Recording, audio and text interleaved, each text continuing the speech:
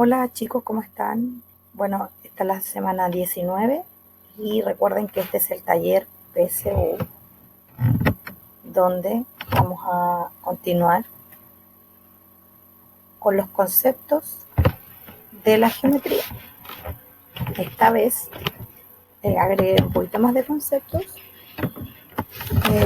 para que podamos profundizar un poquito. Vamos a recordar lo de la clase anterior. Vimos lo que era la geometría, definimos lo que era punto y línea, dijimos cuántos tipos de línea habían, recta, segmento y curva. También detallamos algunas figuras geométricas que son las más conocidas, que son el cuadrado, el rectángulo y el triángulo. Y vimos cómo se conforma un ángulo con el que vamos a trabajar ahora. Bueno, los tipos de ángulo son el ángulo agudo, el cual se caracteriza por medir más de 0 y menos que 90. Y ustedes pueden ver en el dibujo que mide más de 0, pero que no alcanza a llegar al 90. ¿Ya? Este es un transportador. Así debiese medir el ángulo.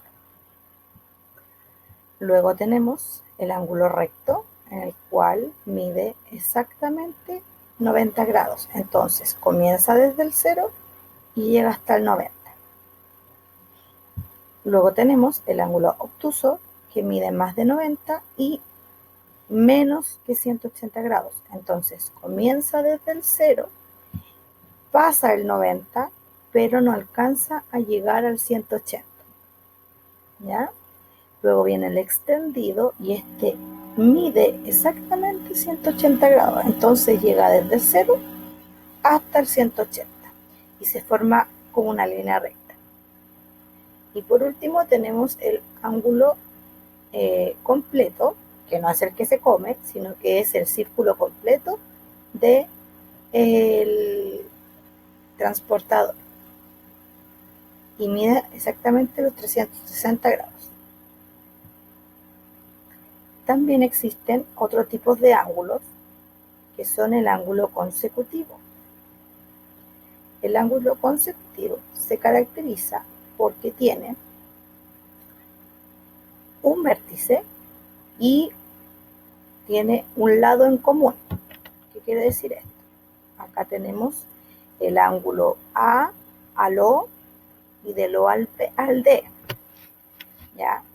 Pero si ustedes se fijan, acá al medio hay una línea que la separa y se transforma en dos ángulos. ¿Ya? Entonces, cuando comparten el lado, que en este caso sería el lado C el que comparte, se llama ángulo consecutivo. ¿Ya? Luego tenemos el ángulo adyacente y este es el cual se caracteriza por también compartir un lado, ¿ya? Y también comparte vértice.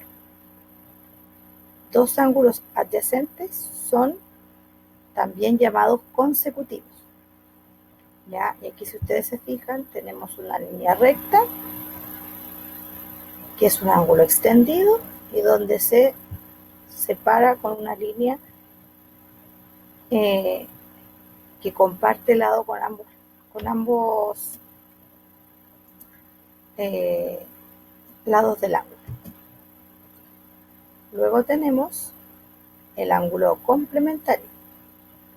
Y este ángulo se caracteriza porque cuando sumamos los dos ángulos, la suma tiene que dar 90 grados.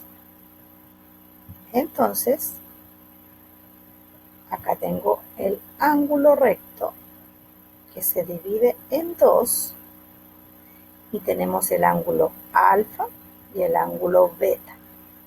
La suma de estos dos ángulos me tiene que dar 90 grados. Entonces le vamos a dar un valor a alfa, que va a ser 30, y le vamos a dar un valor a beta, que va a ser 70. Si yo lo sumo, tiene que darme 90. Si no me da 90, no es un ángulo complementario. Luego tenemos el ángulo suplementario. Y en este se caracteriza porque si yo lo sumo, suman 180 los dos ángulos. Entonces el lado A va a tener un valor de 70 y el lado B va a tener un valor de 110. En el caso de que me faltase cualquiera de los dos ángulos, yo tengo que ver si es suplementario o complementario para poder restarlo y conseguir el otro valor, ¿ya? También existen las rectas perpendiculares. Cuando se cortan dos rectas, se determinan cuatro ángulos. El ángulo 1, 2, 3, 4 o el A, B, C y D. Estos ángulos comparten un vértice y cuando se encuentran uno frente al otro, se llaman opuestos por el vértice. En este caso, el opuesto por el vértice tendríamos estos dos de color amarillo y los dos con color verde. ¿Ya? Entonces, A es opuesto por el vértice con C y B es opuesto por el vértice con D. Simplemente eso. Cuando sus cuatro ángulos son iguales, se dice que son rectas perpendiculares, ¿ya?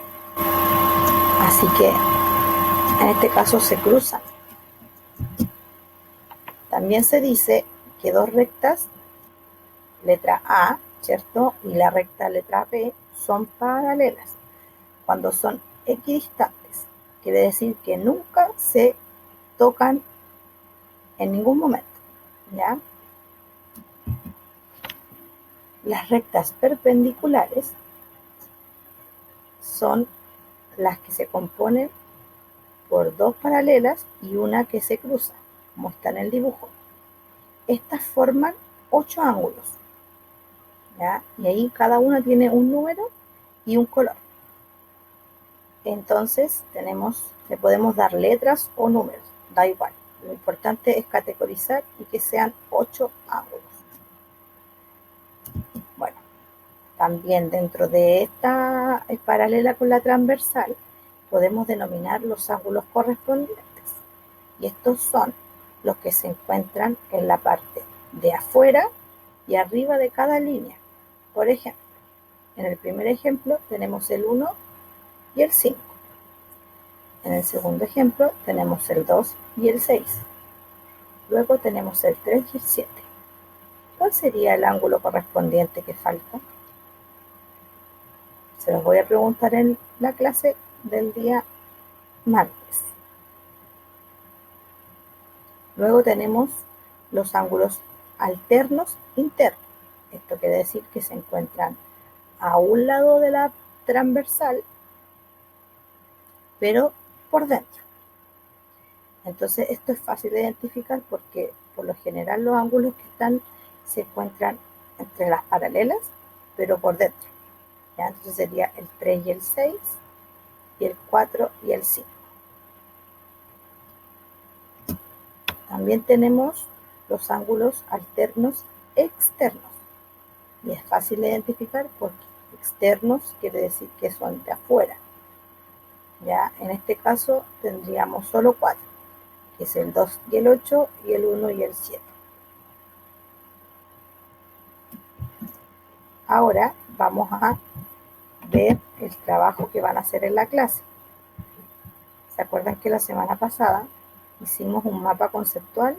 Ahora vamos a hacer un mapa que se llama matriz del pensamiento, en el cual van a tener que trabajar con el contenido que vimos hoy. En la parte donde dice todo, van a tener que escoger el título del todo, de lo que les haya llamado la atención de todo lo que vimos. Luego de este todo, vamos a sacar algunas partes. No importa si no llenamos todos los espacios, lo importante es que los llenemos con palabras importantes y relevantes del contenido. Ya, yo igual los voy a ayudar en la clase. El que lo tenga hecho mucho mejor. Luego, de estas partes, vamos a tener que quitar uno. Y ustedes van a escoger una parte que le vamos a quitar. Y para eso tenemos que preguntarnos qué pasaría si al objetivo, o sea, al todo, yo le quito esta parte. Lo vamos a hacer con un ejemplo simple. ¿Qué pasa si a la tía Maca, cierto? Aquí arriba vamos a poner tía Maca. La tía Maca tiene manos, tiene brazos, tiene piernas, tiene cabeza, tiene ojos, tiene pelo. ¿Qué pasa si yo a la tía Maca le quito los brazos? ¿Qué pasaría? La tía Maca tendría que buscar la forma para poder escribir. De otra manera que no sea usando los brazos, ¿cierto? O las manos, dependiendo de lo que me hayan quitado. En relación a lo que ustedes me quitaron, ¿cuál sería la función de las manos en este caso? Entonces ustedes tendrían que poner ahí la función de las manos, son para tomar las cosas, para escribir, para sentir, etc. Eso mismo vamos a completar, pero con el contenido que vimos.